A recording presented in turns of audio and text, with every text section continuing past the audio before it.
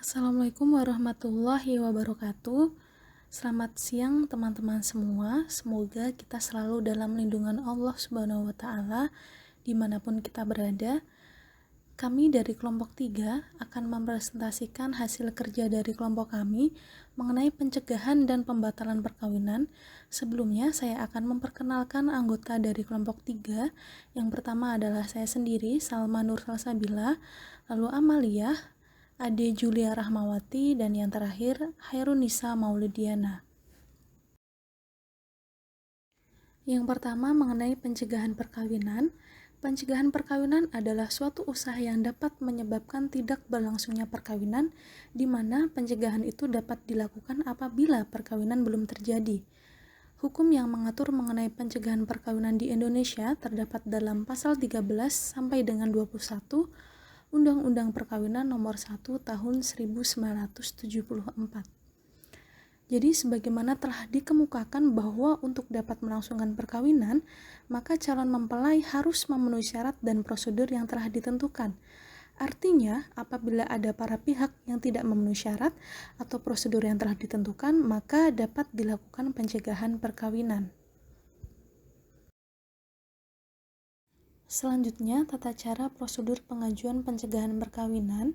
Tata cara prosedur pengajuan pencegahan perkawinan diatur dalam pasal 17 Undang-Undang Nomor 1 Tahun 1974, pasal 65 Kompilasi Hukum Islam.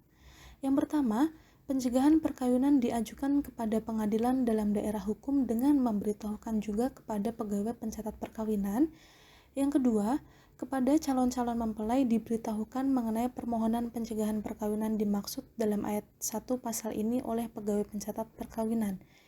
Jadi, pencegahan perkawinan diajukan kepada pengadilan dalam daerah hukum di mana perkawinan akan dilangsungkan, dan pegawai pencatat perkawinan memberitahukan mengenai permohonan pencegahan perkawinan kepada calon mempelai. Apabila ada pencegahan perkawinan, maka pegawai pencatat tidak boleh melangsungkan perkawinan atau membantu melangsungkan perkawinan apabila mengetahui adanya pelanggaran dalam ketentuan undang-undang perkawinan. Selanjutnya akan dipresentasikan oleh Saudari Ade Julia Rahmawati. Waktu dan tempat saya persilahkan. Terima kasih kepada pemateri sebelumnya atas waktu yang telah diberikan kepada saya. Baik, di sini saya akan melanjutkan menjelaskan mengenai yang pertama, orang-orang yang berhak melakukan pencegahan perkawinan. Siapa saja sih yang memiliki hak untuk melakukan pencegahan perkawinan? Yang pertama adalah para keluarga sedarah dalam garis lurus ke atas dan ke bawah dari salah satu calon mempelai. Yang kedua yaitu saudara dari salah satu seorang calon mempelai. Yang ketiga, wali nikah dari salah seorang calon mempelai. Yang keempat, pengampu dari salah satu calon mempelai. Yang kelima, pihak-pihak yang berkepentingan. Yang keenam, suami atau istri dari salah satu calon mempelai. Dan yang terakhir yaitu pejabat yang ditunjuk. Pencegahan perkawinan yang diatur dalam KHI pasal 60-64 yang secara langsung tidak merujuk kepada kitab fikih manapun, karena di dalam kitab fikih memang tidak dibicarakan secara khusus mengenai pencegahan perkawinan. Dalam pasal 60 KHI berisi tentang yang pertama, pencegahan perkawinan bertujuan menghindari suatu perkawinan yang dilarang hukum Islam dan peraturan perundang-undangan. Yang kedua, pencegahan perkawinan dapat dilakukan bila calon suami atau calon istri yang melakukan perkawinan tidak memenuhi syarat-syarat untuk melangsungkan perkawinan menurut hukum Islam dan perundang-undangan.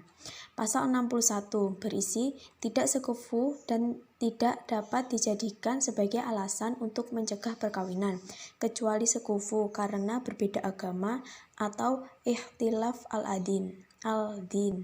Yang pasal 62 berisi yang pertama, yang dapat mencegah perkawinan ialah para keluarga dalam garis lurus ke atas dan ke bawah, saudara wali nikah, wali pengampu dari salah seorang calon mempelai dari pihak-pihak yang bersangkutan. Yang kedua, ayah kandung yang tidak pernah melaksanakan fungsinya sebagai kepala keluarga, tidak gugur hak kewaliannya untuk mencegah perkawinan yang akan dilakukan oleh wali nikah yang lain. Pasal 63, yaitu pencegahan perkawinan dapat dilakukan oleh suami atau istri yang masih terikat dalam perkawinan dengan salah seorang calon istri atau calon suami yang akan melangsungkan perkawinan. Yang terakhir, pasal 64 berisi pejabat yang ditunjuk untuk mengawasi perkawinan berkewajiban mencegah perkawinan bila rukun dan syarat perkawinan tidak terpenuhi. Itu dari saya. Yang selanjutnya akan dilanjutkan oleh pemateri selanjutnya. Terima kasih. Pembatalan perkawinan. Pembatalan perkawinan adalah upaya yang dilakukan oleh pihak-pihak tertentu setelah dilangsungkannya perkawinan karena tidak dipenuhinya syarat-syarat perkawinan yang dapat mengakibatkan batalnya perkawinan atau dapat dibatalkannya perkawinan. Ketentuan pembatalan perkawinan diatur dalam pasal 22 sampai dengan pasal 28 Undang-Undang Perkawinan. Dan diatur lebih lanjut di dalam PP nomor 9 tahun 1975, pasal 37 dan 38. Selanjutnya, alasan pembatalan perkawinan. Alasan pembatalan perkawinan dalam Undang-Undang nomor 1 tahun 1974. 1. Syarat-syarat untuk melangsungkan perkawinan tidak terpenuhi.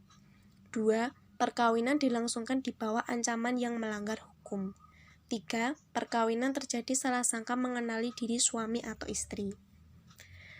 Alasan pembatalan perkawinan dalam kompilasi hukum Islam. 1. Suami melakukan perkawinan sedangkan ia tidak berhak melakukan akad nikah karena sudah mempunyai 4 orang istri, sekalipun salah satu dari keempat istrinya itu dalam iddah talak. 2. Seorang menikahi bekas istrinya yang pernah dijatuhi talak 3 kali olehnya, kecuali bila bekas istri tersebut pernah menikah dengan pria lain yang kemudian bercerai lagi dari pria tersebut dan telah habis masa iddahnya.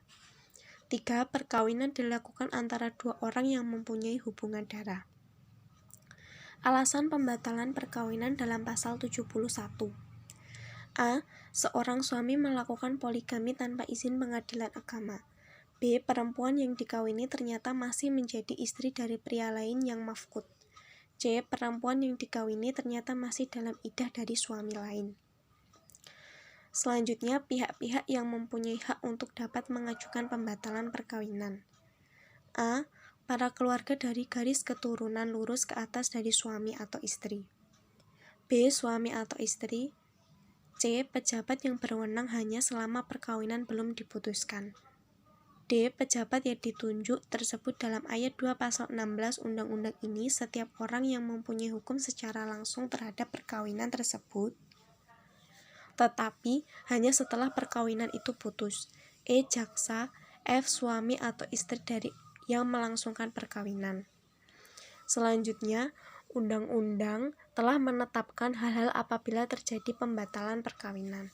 A. Jika sudah dilahirkan anak-anak dari perkawinan tersebut, anak itu tetap mempunyai kedudukan anak sah. B. Suami atau istri yang bertindak dengan itikat baik kecuali terhadap harta bersama bila pembatalan perkawinan didasarkan atas adanya perkawinan yang lebih dulu. C. Orang-orang pihak ketiga yang berlaku jujur tidak boleh dirugikan karena pembatalan perkawinan. Selanjutnya, hal-hal yang menyebabkan hak untuk mengajukan pembatalan perkawinan gugur.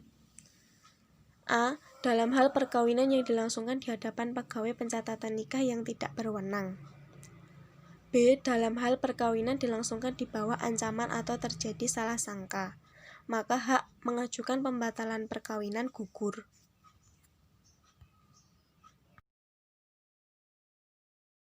Saya Amalia akan melanjutkan presentasi yang selanjutnya, yakni tentang cara beracara dalam permohonan pengajuan pembatalan perkawinan dalam pasal 74 KHI yang berbunyi, pertama, permohonan pembatalan perkawinan dalam diajukan kepada pengadilan agama yang mewilayahi tempat tinggal suami atau istri atau tempat perkawinan dilangsungkan.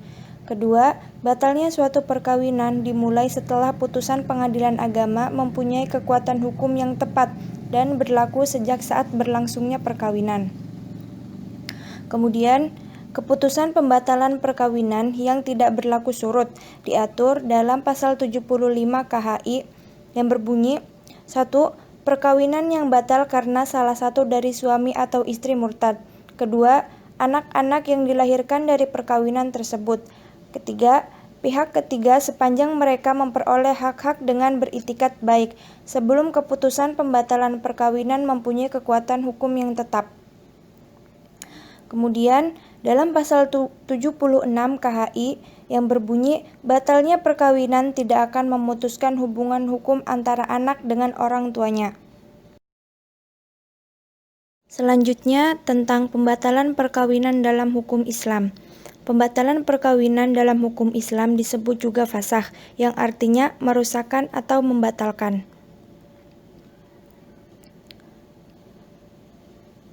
Terjadinya fasakh menurut madhab Syafi'i dan Hambali, yaitu karena pertama, pisah karena cacat salah seorang suami istri. Kedua, perceraian karena berbagai kesulitan atau i'sar suami.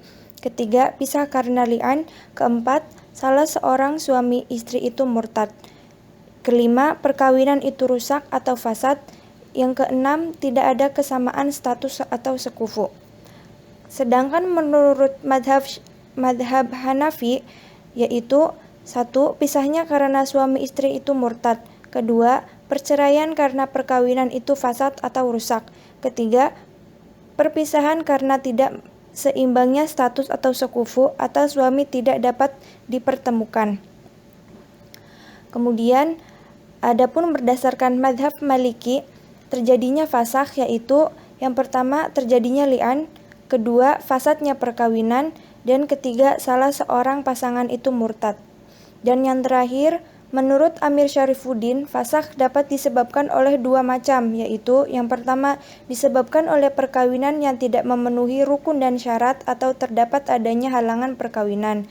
Yang kedua, disebabkan terjadinya sesuatu dalam kehidupan rumah tangga yang tidak memungkinkan suatu rumah tangga itu untuk dilanjutkan. Mungkin cukup sekian presentasi dari kelompok kami. Semoga apa yang kami sampaikan dapat bermanfaat. Kurang lebihnya kami mohon maaf. Wassalamualaikum warahmatullahi wabarakatuh.